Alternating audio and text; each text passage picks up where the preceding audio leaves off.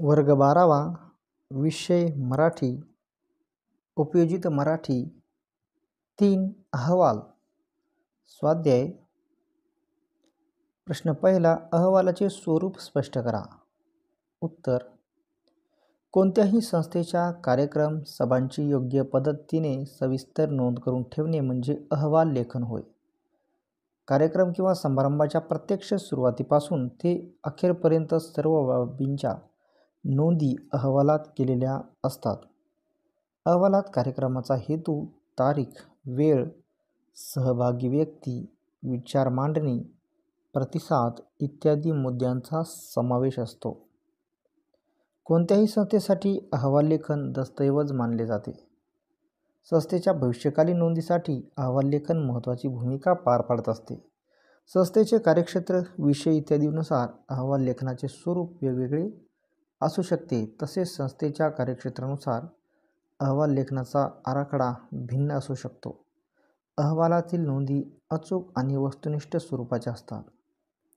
अहवालाचे महत्त्वाचे वैशिष्ट्य म्हणजे अहवालाची विश्वसनीयता होय. अनेक गुंतागुंतीच्या समस्येत अहवालाचा पुरावा म्हणूनही वापर करता येतो.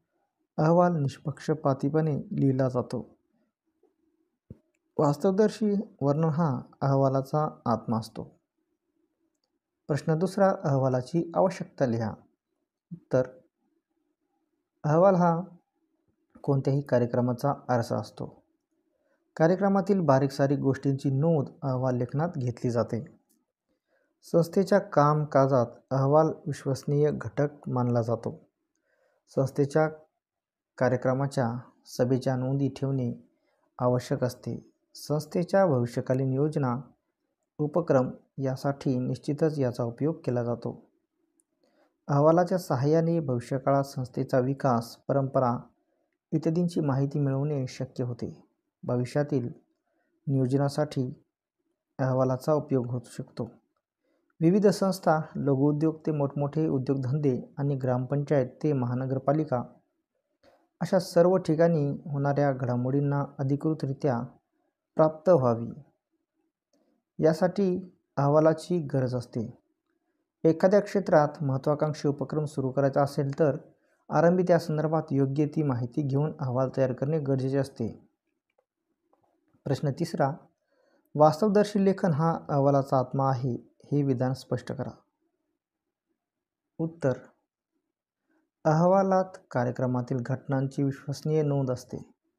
संस्थेच्या सभा, कार्यक्रमांचा हेतू, तारीख, वेळ, सहभागी मान्यवरांचे विवेचन, प्रतिसाद, समारोप इत्यादींचा तपशील क्रमाक्रमाने अहवालात सांगितलेला असतो.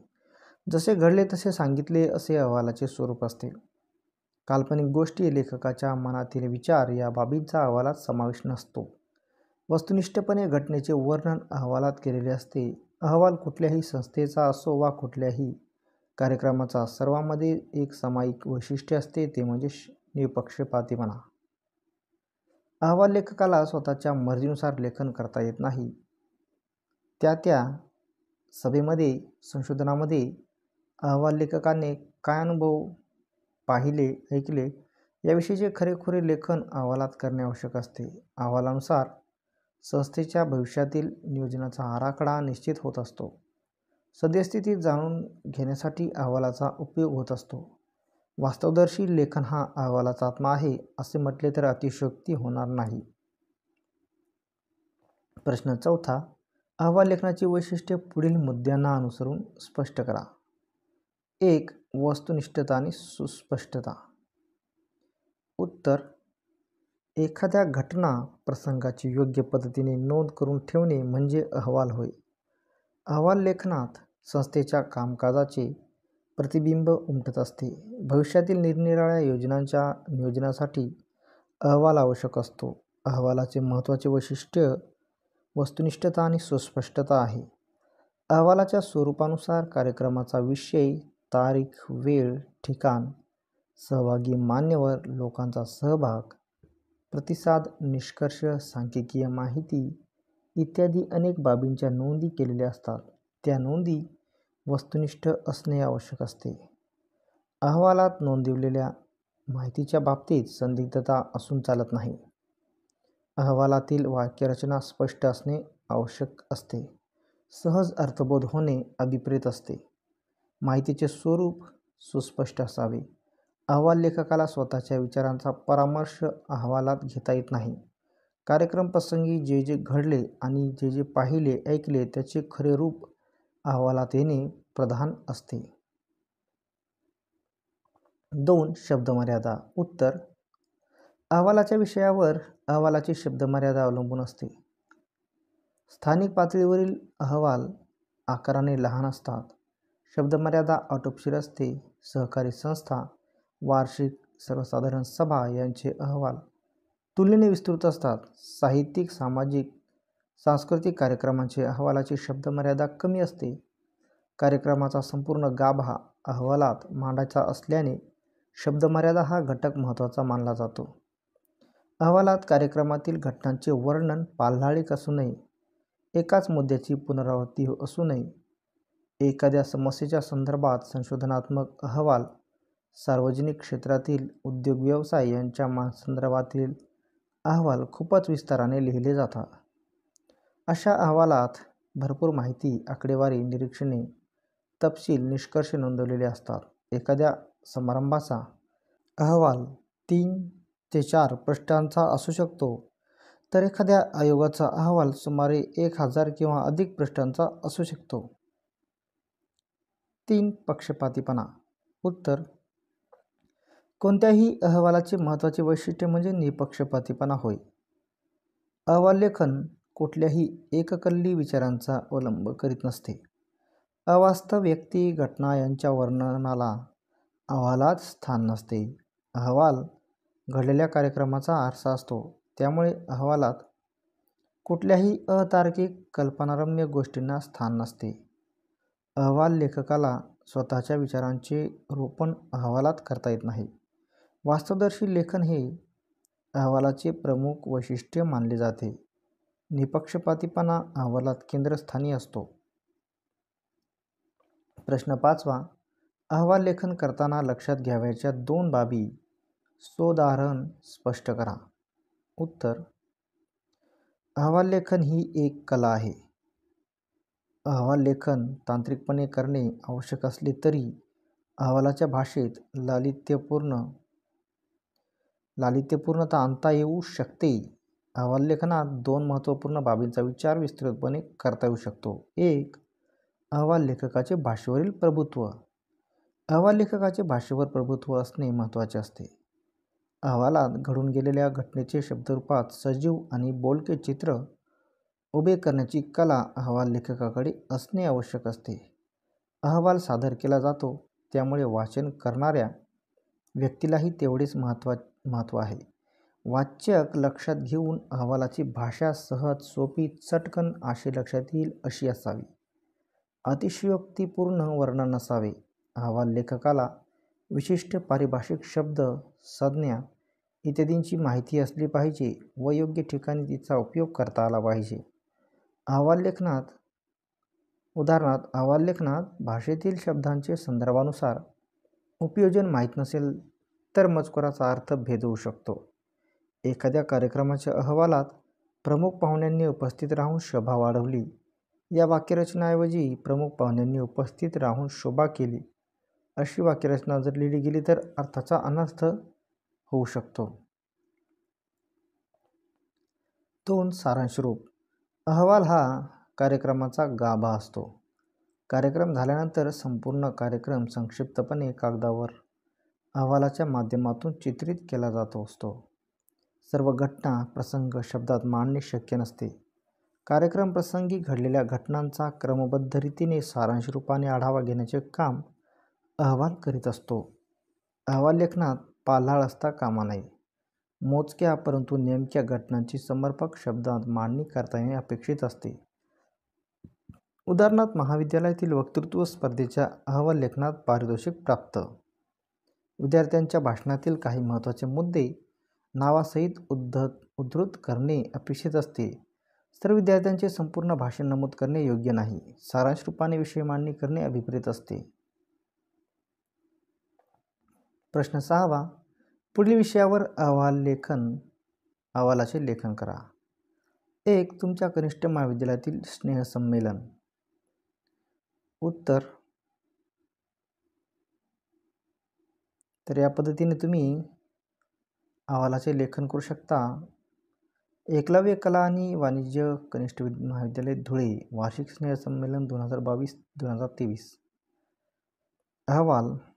शनिवार दिनांक 4 जानेवारी 2022 रोजी सायंकाळी 5 वाजता महाविद्यालयाच्या भव्य प्रांगणात सन 2022-23 या शैक्षणिक वर्षाचे वार्षिक स्नेहसंमेलनाचे विद्यार्थ्यांच्या उपस्थितीत मोठ्या जल्लोषात संपन्न झाले.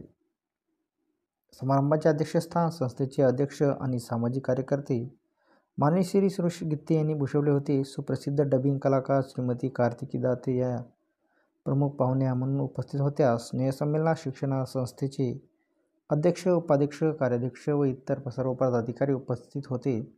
कनिष्ठ महाविद्यालयाचे सर्व अध्यापक, विद्यार्थी मोठ्या संख्येने उपस्थित होते.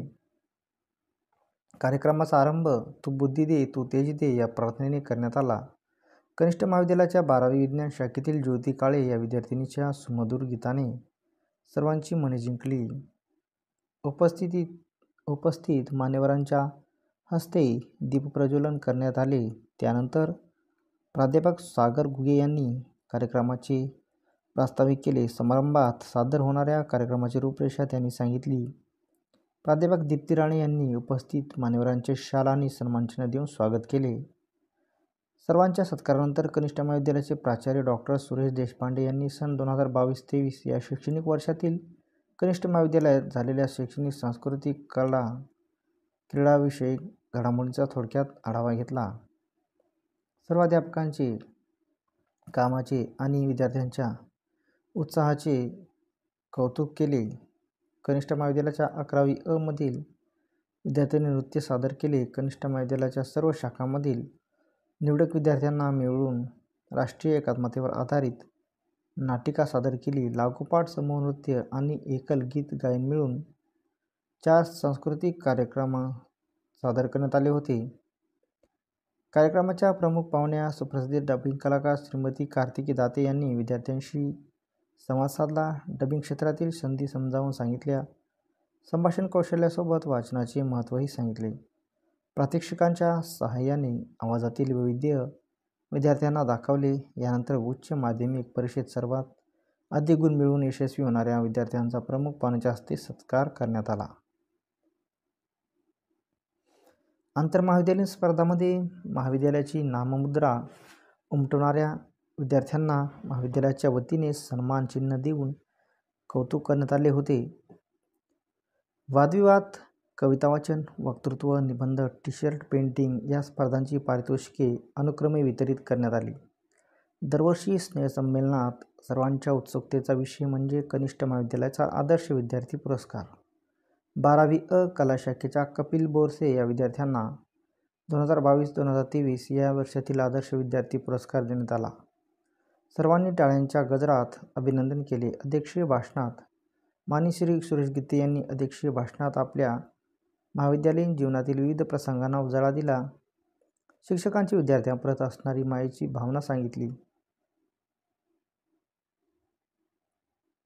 सामाजिक कार्यातील अनेक उदाहरणे सांगून विद्यार्थ्यांना सदैव सामाजिक प्रश्नांची जाणीव करून दिली.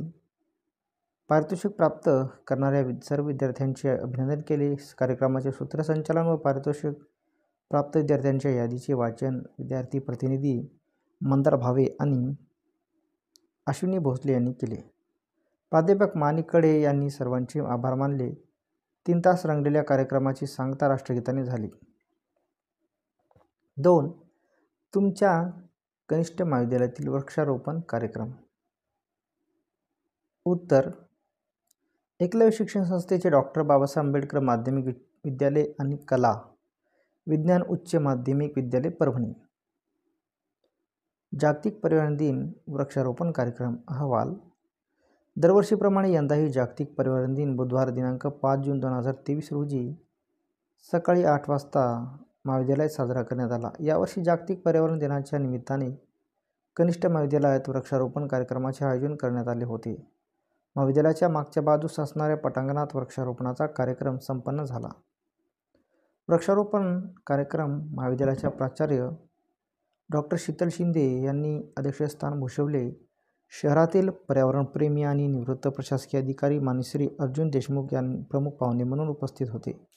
कनिष्ठ महाविद्यालयातील अध्यापक, शहरातील निमंत्रित नागरिक आणि विद्यार्थी मोठ्या संख्येने उपस्थित होते. महाविद्यालयाच्या प्रांगणात असलेल्या गुलाब फुलाच्या रोपाला पाणी देऊन कार्यक्रमाला आरंभ करण्यात आला. महाविद्यालयाचे जीवशास्त्र विभागाचे प्राध्यापक डॉक्टर अनिल राऊत यांनी कार्यक्रमाचे प्रास्ताविक केले. जागतिक पर्यावरण दिनाचे महत्त्व प्रास्ताविकात नमूद केले. महाविद्यालयाचे उपप्राचार्य डॉक्टर आकाश परांजपे यांनी पाहुण्यांना शाल आणि तुळशीचे रोप देऊन स्वागत केले. 12वी कला शाखेचे विद्यार्थी मृण्मयी बडे हिने प्रमुख पाहुण्यांचा परिचय करून दिला. यानंतर प्रमुख पाहुणे माननीय अर्जुन देशमुख यांनी विद्यार्थ्यांशी संवाद साधला. सर्वप्रथम त्यांनी उपस्थितांना पर्यावरण दिनाची माहिती सांगितली. वेगवेगळ्या वृक्षांची नावे, उपयोग सांगितले. वृक्षांचे पर्यावरणातील महत्त्व ऐकताना उपस्थित श्रोते भारावून गेले.